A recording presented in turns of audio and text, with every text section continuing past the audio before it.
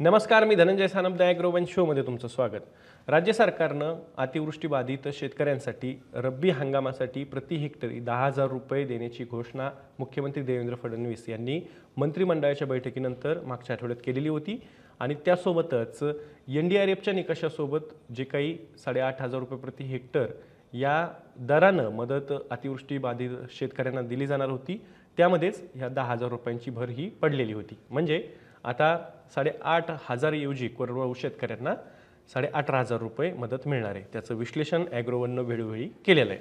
आता मूळ मुद्दा काय आहे की जे काही शेतकऱ्यांचं नुकसान झालेलं आहे ते झालेलंच आहे. वाढीव मदतीची शेतकऱ्यांना अपेक्षा आहे, परंतु राज्य सरकारनं मात्र त्या वाढीव मदतीसाठी दुर्लक्ष केलेलं आहे एक प्रकारे.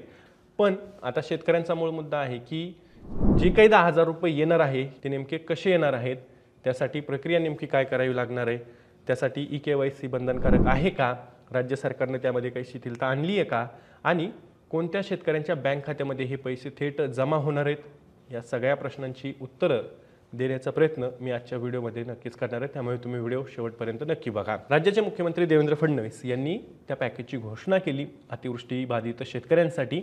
आणि त्यामध्ये असं सांगितलं की शेतकऱ्यांना रब्बी हंगामाचं नियोजन करण्यासाठी खत असेल, बियाणं असेल, कीटकनाशक असतील, हे घेण्यासाठी अनुदान स्वरूपात जे निविष्ट अनुदान दिलं जातं प्रत्येक वेळेस अवकाळी झाली, अतिवृष्टी झाली, गारपीट झाली, अशा नैसर्गिक आपत्तीमध्ये जे दिलं जातं त्यानुसारच 10,000 रुपये हे राज्य सरकारकडून देण्याचा निर्णय मुख्यमंत्री देवेंद्र फडणवीस यांनी घेतलेला होता.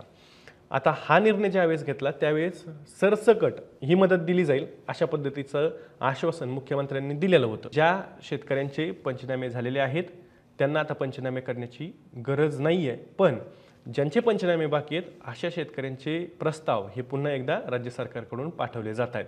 अर्थात काही ठिकाणी शेतकरी जाऊन अधिकाऱ्यांना म्हणतात की आमचे पंचनामे करा, पण अधिकारी म्हणतात की अशा प्रकारची गोष्ट आत्ता सध्या काही केली जाणार नाही, त्यासाठी तुम्ही एक अर्ज करा, त्यानंतर आम्ही पंचनामे करायचे की नाही अशा प्रकारची त्याच्यावरचा जो काही निर्णय असेल तो आम्ही घेऊ, अशा प्रकारची उत्तरं ही अधिकाऱ्यांकडून स्थानिक पातळीवरती शेतकऱ्यांना दिली जातात. राज्य सरकारनं ॲग्रिस्टॅक किंवा eKYCची जी काही अट आहे ती रद्द करण्याचा निर्णय घेतलेला होता. मुख्यमंत्र्यांनी त्याची घोषणा केलेली होती, पण ज्यावेळेस शासन निर्णय प्रसिद्ध झाला त्यामध्ये ॲग्रिस्टॅक अंतर्गत फार्मर ID नसलेल्या शेतकऱ्यांना हे अनुदान मिळणार नाही हे स्पष्ट झालेलं होतं.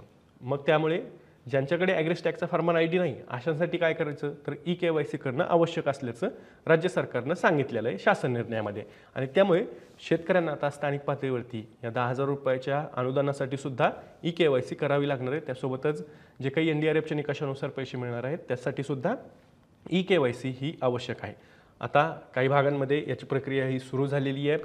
ही जी काही मदत आहे 10,000 रुपयाची ती SDRFमधनं दिली जाणार आहे. म्हणजेच आता मदत व पुनर्वसन विभागाच्या अंतर्गत ही मदत शेतकऱ्यांना दिली जाणार आहे. आता मदत पुनर्वसन विभागाची काही विशेष अशी यंत्रणा स्थानिक पातळीवरती कार्यरत नाही आहे, त्यामुळे महसूल विभागाच्या अंतर्गतच या मदत निधीचं वाटप हे शेतकऱ्यांना केलं जाणार आहे. म्हणजेच आता जिल्हाधिकारी, जिल्हाधिकाऱ्यांनंतर तहसीलदार, तहसीलदारांनंतर तलाठी किंवा त्या पातळीवरनंच ज्या काही याद्या येतील त्यांच्या बँक खात्यामध्ये DBTच्या मार्फत थेट 10,000 रुपये हे जमा केले जाणार आहेत. आता त्यासाठी शेतकऱ्यांनी काय करायचं तर शेतकऱ्यांनी स्थानिक पातळीवरती तुमचे कृषी सहाय्यक असतील, तलाठी असतील किंवा ग्रामसेवक असतील किंवा CSC सेंटरवाले असतील, जे कोणी असतील ज्यांच्याकडे या प्रकारची कागदपत्रं ही गोळा केली जात आहेत त्यांच्याकडे ती कागदपत्र द्यावीत, ज्याच्यामध्ये आधार नंबर असेल, त्यासोबत तुमचा मोबाईल क्रमांक असेल, त्यासोबत तुमच्या जमिनीची माहिती असेल, यासोबतच तुमचा जो काही बँकेचा तपशील आहे बँक खात्यांचा तोही तुम्हाला तिथं द्यावा लागणार. तपशील म्हणजे बँक अकाउंट नंबर